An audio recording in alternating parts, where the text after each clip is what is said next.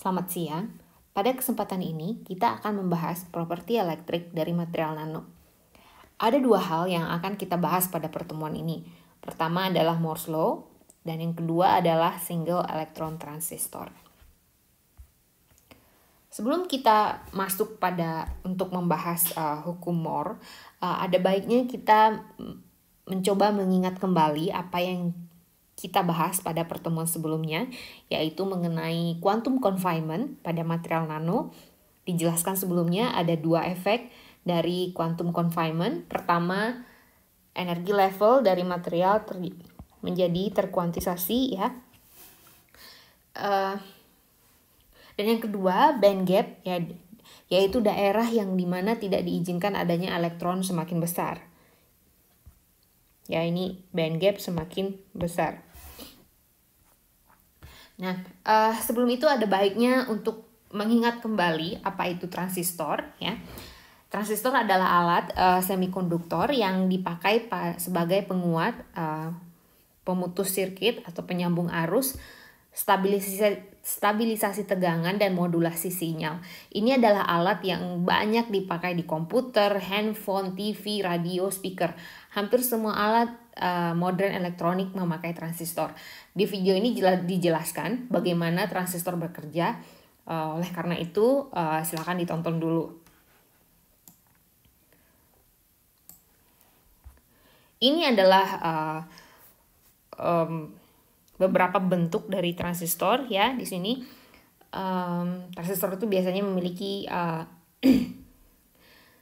transistor sendiri terdiri dari beberapa jenis sesuai dengan fungsi dan kemampuannya ya. Material yang dipakai pada transistor umumnya adalah semikonduktor. Dari pelajaran sebelumnya kita ingat bahwa bahwa properti dari semikonduktor sangat sensitif terhadap quantum confinement. Karena terjadinya perubahan band gap yang akan berpengaruh terhadap sifat elektriknya.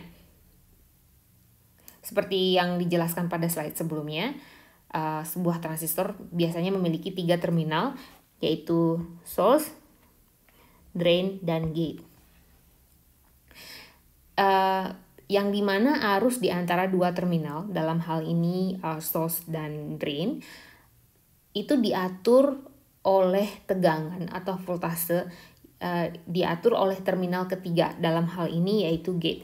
Jadi arus yang mengalir antara source dan drain itu diatur oleh voltase di gate. Fungsi utamanya adalah sebagai switch atau sebagai pemutus atau penyambung sirkuit pada digital elektronik yang memakai microprosesor atau memori, atau yang kedua sebagai amplifier atau sebagai penguat atau memodulasi sinyal yang banyak dipakai di analog elektronik seperti sensor atau speaker. Di sini digambarkan bahwa sebuah transistor ini bisa memiliki silikon yang dengan tipe P. Ini adalah silikon tipe P.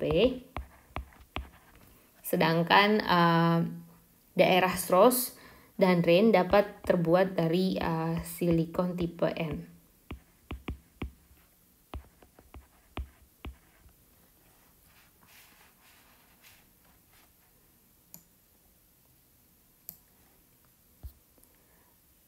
Di sini diperlihatkan pita energi dari silikon.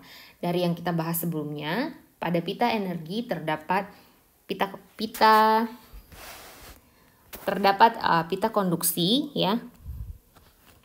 Di sini adalah pita konduksi, sedangkan ini adalah pita valensi.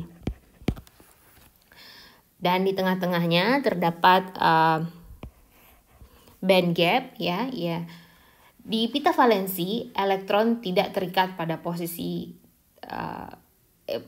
di pita valensi, elektron itu terikat pada posisi tertentu. Ya, dia berikatan dengan hole ya. Ini ada hole di sini ya.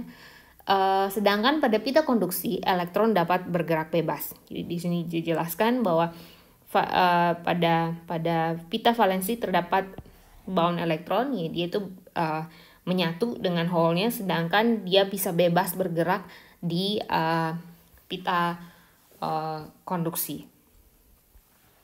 Bisa juga dilihat di sini bahwa band gap dari silikon adalah 1,12 electron volt. Jadi ini jika masih ingat pada kuliah quantum confinement, jika band gap di bawah 4 electron volt, maka material tersebut tergolong semikonduktor. Sekarang band gapnya sebesar 1,12, ini tergolong kecil, sehingga pada suhu ruangan, energi termal atau dari lingkungan dapat mengeksitasi elektron di pita valensi ke pita konduksi, sehingga elektron tersebut dapat bergerak bebas. Jadi pada suhu ruangan elektronnya bisa lompat ke pita konduksi dan dapat mengantarkan arus. Ketika elektron ini lompat, dia meninggalkan posisi atau tempat duduk kosong. Inilah yang disebut dengan hole. Jadi yang terjadi ketika elektron di semikonduktor lompat dari pita valensi ke pita konduksi adalah terbentuk hole pada pita valensi. Hole di pita valensi ini juga dapat berpindah-pindah ya. Dengan cara elektron di sampingnya, elektron dari samping ini bisa lompat ke hole di sini sehingga dia menimbulkan hole yang baru. Jadi sehingga posisi yang diisi oleh elektron sebelumnya menjadi kosong.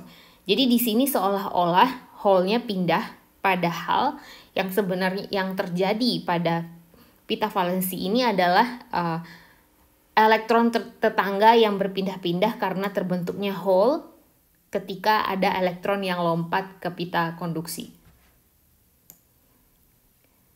Jadi inilah yang disebut dengan pasangan free electron hole ya, yang terjadi ketika ada elektron yang tereksitasi dari pita valensi ke pita konduksi.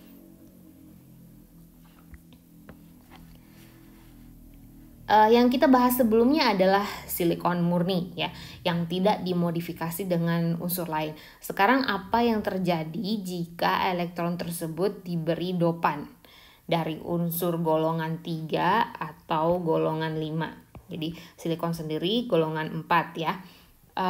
Jika silikon yang merupakan golongan 4 didoping dengan golongan 3 yang hanya punya 3 elektron terluar, silikon tersebut akan kekurangan elektron yang menyebabkan terbentuknya hole ya.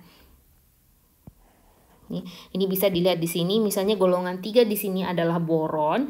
Jadi ini menyebabkan terbentuknya hole. Jadi silikon yang didop dengan golongan 3 ini disebut dengan silikon tipe P. Jadi tadi ada di diagram transistor tadi kita memakai silikon tipe P ini sebagai substrate. Sedangkan jika elektron tersebut didop dengan golongan 5 yang memiliki 5 elektron valensi, dalam hal ini contohnya arsenide ya, As di sini. Silikon tersebut akan kelebihan 1 elektron. Jadi dia punya 1 elektron bebas. Nah, silikon tipe ini disebut juga dengan silikon tipe N. Jadi tadi jika kita lihat lagi bagan transistor tadi yang sebelumnya kita tunjukkan di sini N-nya memiliki tanda plus. Tanda plus ini berarti jumlah dopan di tipe N silikon tersebut sangat banyak sehingga diberi tanda tambah. Apa yang terjadi pada pita energi dari silikon yang telah diberi dopan? Yang terjadi adalah akan terbentuk donor energi level ya. Di sini dia ada ED di sini, donor energi level. Jika silikon tersebut menjadi tipe N, disebut donor karena dia memberi ekstra elektron. Jadi di donor energi level ini ada elektron-elektron bebas dari yang didonasikan dari golongan 5 tadi. Sedangkan dan elektron bebas yang di level donor ini dapat berpindah dengan mudah ke pita konduksi,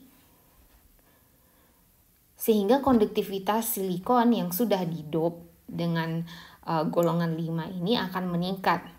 Kemudian akan terbentuk akseptor energi level jika silikon tersebut didop dengan golongan 3. Disebut akseptor karena energi level ini kekurangan elektron ya. Di sini banyak hole, banyak kekurangan elektron sehingga elektron di pita valensi dapat berpindah mudah ke sini. Jadi elektronnya lompat ke sini.